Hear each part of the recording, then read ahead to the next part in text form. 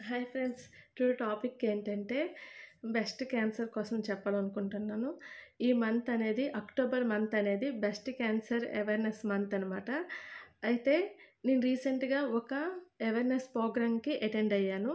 ఇది ఎవరెవరు కండక్ట్ చేశారంటే మహేంద్రగిరి హాస్పిటల్ విజయనగరంలో ఉంటుంది.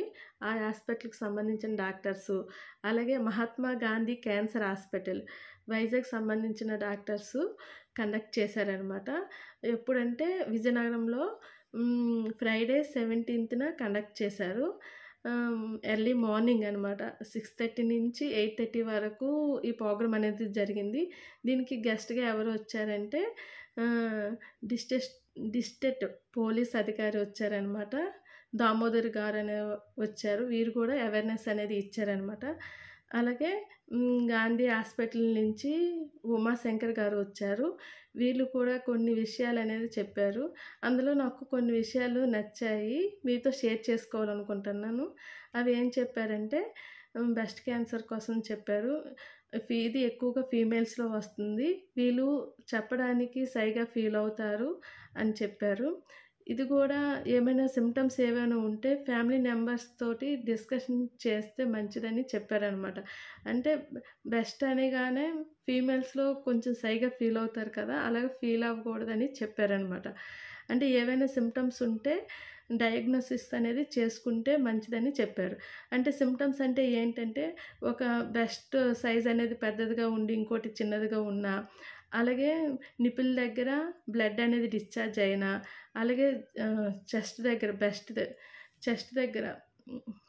అదే రొమ్ము దగ్గర ఏమైనా పెయిన్‌గా ఉన్నా, అదే అక్కడక్కడ చిన్న చిన్న లంప్స్ ఫార్మ్ అయినా అంటే కాయల్లాగా మనకి తగిలినా అవి కొన్నిసార్లు ఈ సింప్టమ్స్ ఉన్నా అది బ్రెస్ట్ క్యాన్సర్ నెగెటివ్ అయినా కావచ్చు.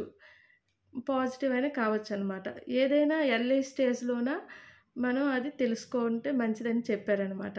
దీనికి సెల్ఫ్ ఎగ్జామినేషన్ కూడా ఉంటుంది అని గూడా కొంతమంది డాక్టర్స్ అనేవారు చెప్పేవారనమాట.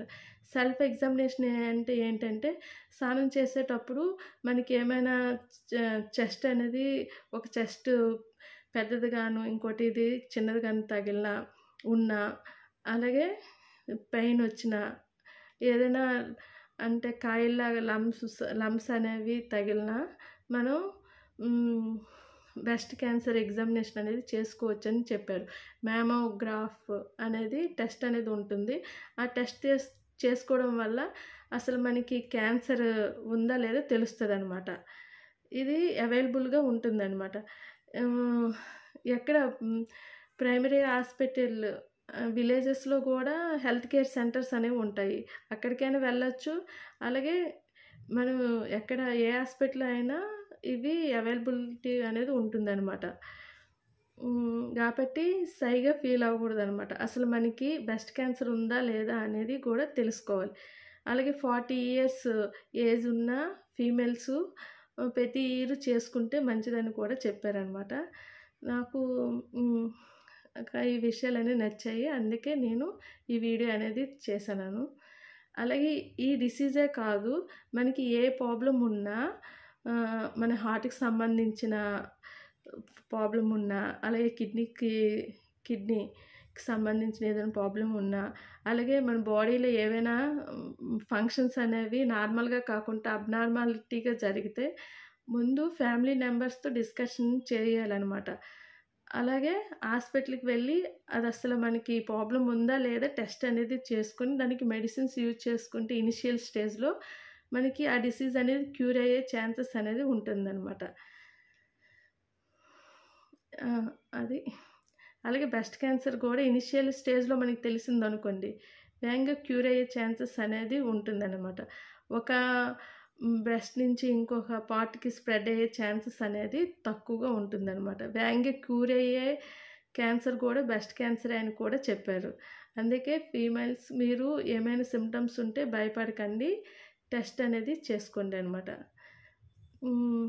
ఈ వీడియో ఏమైనా మీకు నచ్చితే కామెంట్ చేయండి. అలాగే బ్రెస్ట్ క్యాన్సర్ రాకుండా ఉండడానికి ఎలాగుండాలంటే మన లైఫ్ స్టైల్ అనేది బాగుండాలి. అలాగే హ్మ్. మన స్లీపింగ్ టైం గూడా ఎక్కువగా ఉండాలి. ఇంకేం చెప్పారంటే, అలాగే ఫీమేల్స్ అనేవాళ్ళు స్మోకింగ్ చేయకూడదు, ఆల్కహాల్ అనేది డ్రింక్ చేయకూడదని చెప్పారనమాట. స్లీపింగ్ టైము ఎక్కువగా ఉంటే మంచిది. ఎందుకంటే, మనీ మనం పడుకునే టైం అనేది ఎక్కువగా ఉంటే సెల్ రిపేర్ అనేది బాగా జరుగుతుందనమాట. ఎక్కువ ఫోను చూడకన్నా 10 కల్లా పడుకునేటట్టుగా చూడండి. Bye bye. Take care.